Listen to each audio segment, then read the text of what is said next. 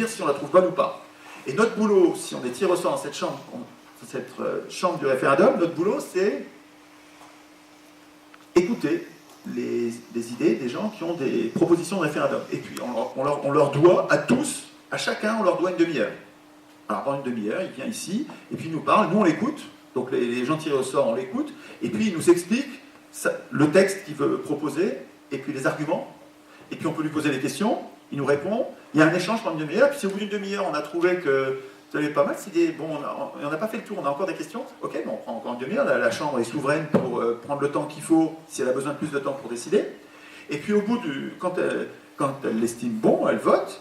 et puis elle dit, ok, je garde la question est bien, elle mérite d'être posée au peuple, ou bien c'est une question à la con, ou elle est farfelue, ou bien on l'a déjà posée et puis on a déjà dit non il n'y a pas longtemps, enfin. Et ce serait la chambre du référendum qui serait le filtre, mais ce n'est pas des professionnels de la politique, c'est des gens comme vous et moi, c'est des n'importe qui, comme dans les jurés d'assises, hein, qui décident cette question-là, elle est bien, elle n'est pas bien. Et à ce moment-là, on a à la fois, on a le beurre et l'argent du beurre, c'est-à-dire qu'on a à la fois la tranquillité, on ne va pas avoir des milliers de référendums qui vont nous dégoûter des référendums,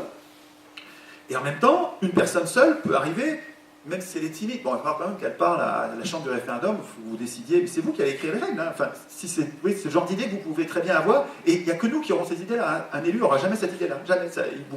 je suis en train de vous décrire, ça ne lui viendra jamais l'idée.